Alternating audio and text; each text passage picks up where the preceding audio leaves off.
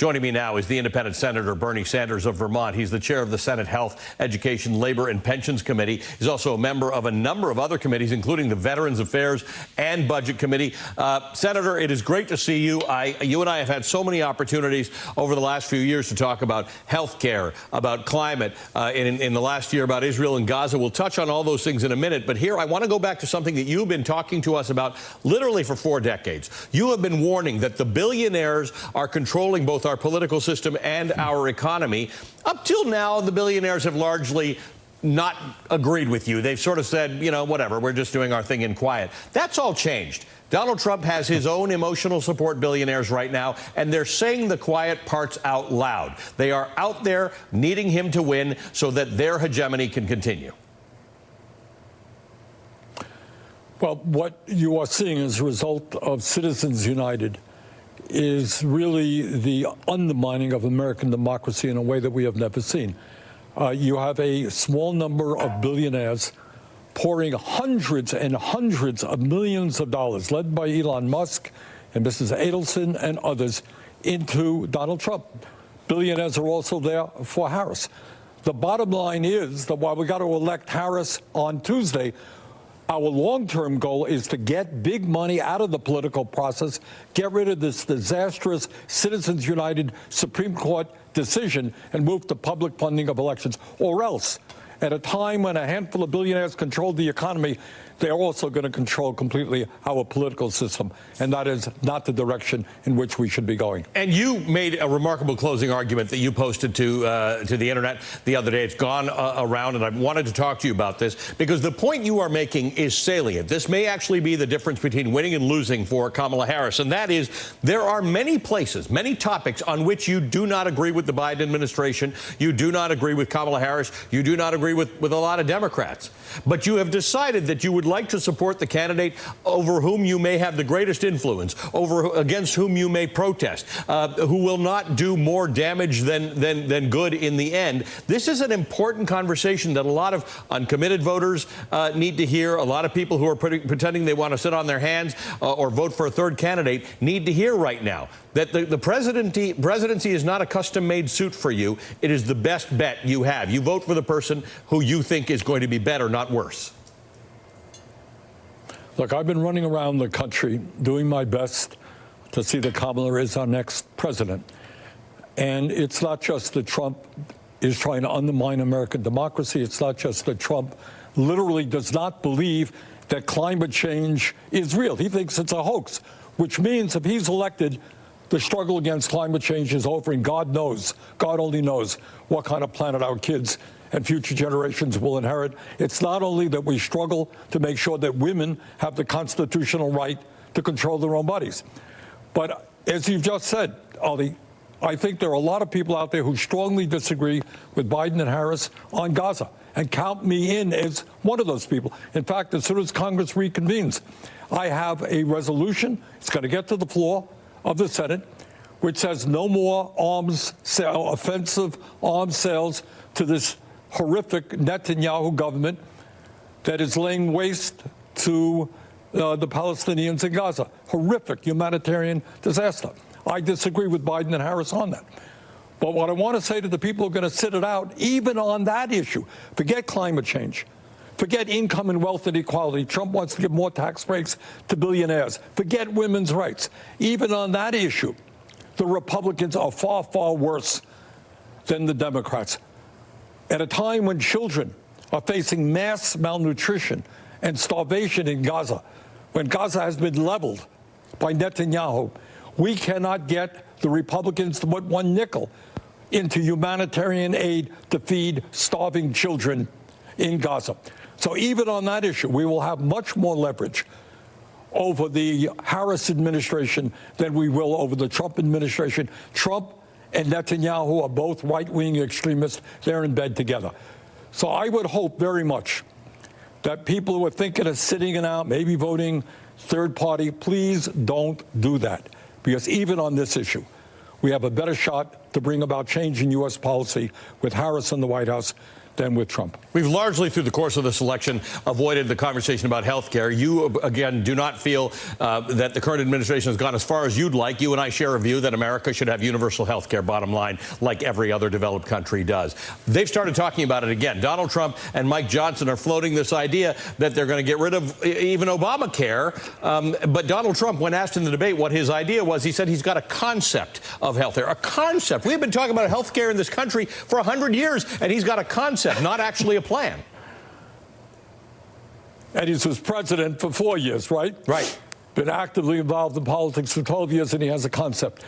Look, the Affordable Care Act, Obamacare, has provided subsidies to many millions of people. It has helped people. But I think the vast majority of the American people understand the current healthcare system is broken. It's dysfunctional.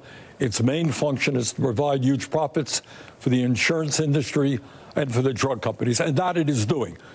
The industries are making huge profits. We need, as you've just indicated, to do what every other major country on earth does. And at a time when we're spending twice as much per capita on healthcare as other people, we need to move to a Medicare for all, single-payer system, no out-of-pocket expenses, go to any doctor you want.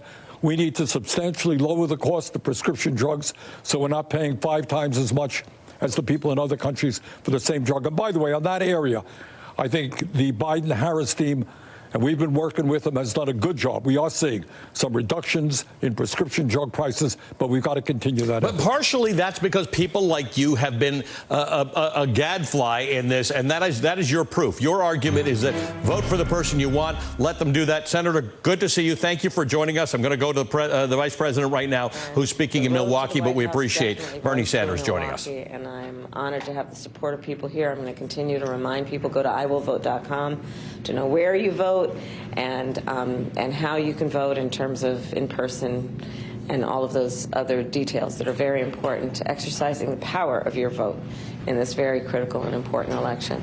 I also want to speak to the comments that have been recently made by the Speaker of the House. It is just further evidence of everything that I've actually been talking about for months now about Trump's intention to implement Project 2025. We have talked repeatedly, and the American people know what's in it. We've talked repeatedly about their intention to get rid of the Affordable Care Act, now to get rid of the CHIPS Act. And let's talk about manufacturing, which is a critical issue for many of the states that will make the difference in this election. Donald Trump, when he was president, lost 200,000 manufacturing jobs. We have created over 700 new manufacturing jobs.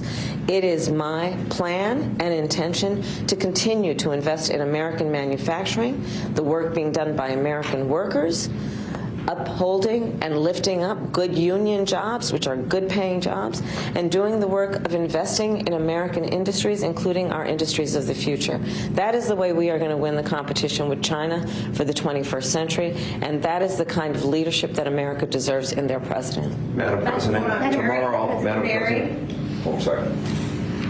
What's your message to Milwaukee voters who are saying, Trump might be better for the economy? We're hearing that from including black men, voters who are skeptical that things are just too expensive for them. Well, first of all, let me make it very clear that I intend to earn the vote of everyone, and I don't take anyone's vote for granted.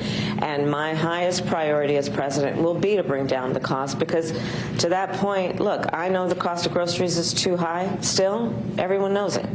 And so my plan includes what we're going to do in terms of taking on corporate price gouging and having the first ever national ban on corporate price gouging on groceries. My plan includes addressing the issue of affordable housing, including for first-time home buyers, giving them a $25,000 down payment assistance so they can just get their foot in the door. My plan includes addressing the needs of parents, in particular young parents, which is why I will expand the child tax credit to $6,000 for the first year of their child's life, which helps pay for everything from child care to a crib and a car seat.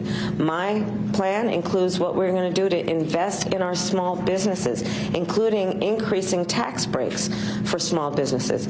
And overall, my plan, which is about building an opportunity economy, has been reviewed by leading economists in our country, from Goldman Sachs to 32 Nobel laureates. all whom have said that my economic plan actually will strengthen America's economy. They've reviewed Donald Trump's plan and have determined he will weaken America's economy, he will ignite inflation, and he will bring on a recession by the middle of next year. Okay, well, Hi, Madam Vice President. On the comments from the Speaker, he walked back initially saying that they would repeal the CHIPS Act, but he still wants to impose changes to the bill. Are you concerned about Republicans seeking any changes to the CHIPS Act? Well, let's be clear why he walked it back, because it's not popular. And their agenda is not popular. And that's why people are showing up by the thousands, tens of thousands, to talk about an agenda that actually is focused on lifting them up. That's why I have the support of, yes, Democrats and independents and Republicans, because they want a president of the United States who stops playing politics with their lives. They want a president of the United States who invests in affordable health care, regardless of who they vote for. They want a president of the United States who invests in American manufacturing and American workers. And that's the work I will do. And that is the work I'm committed to do. And I'm very proud to have the support of many leaders from every party who understand that that's the kind of leadership that we need moving forward. Thank you. Madam Vice President, I wanted to ask you about your day one agenda. I know you said the other day you talked about having an executive order that would eliminate college degrees for certain federal jobs. Yes. Can you tell us about some other day one priorities? Absolutely. Well, obviously there's more than one, yes. And one of them is going to be to submit basically a package of proposals that are about bringing down costs. So, for example, housing.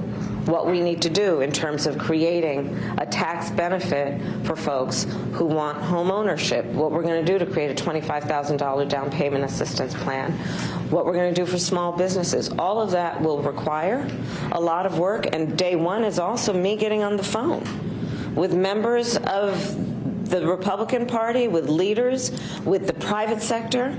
A lot of my plan includes working with the private sector.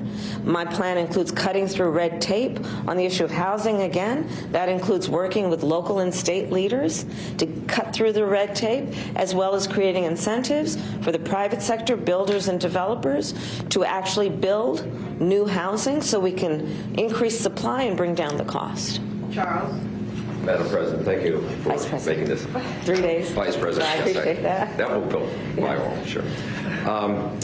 Tomorrow, faith leaders in Milwaukee and across the state will be praying about this election and Yes. encouraging people to get out and vote. Yes. I think last week I heard you say God's power works through us. Yes. What does your faith tell you about who God wants to win this election and lead our divided country? My faith and my belief in God tells me that we all must think about our lives through our ability to do good works, and through those works to lift people up, to help the needy, to help the poor, to help the elderly. And my plan for my presidency is informed with that spirit and that approach.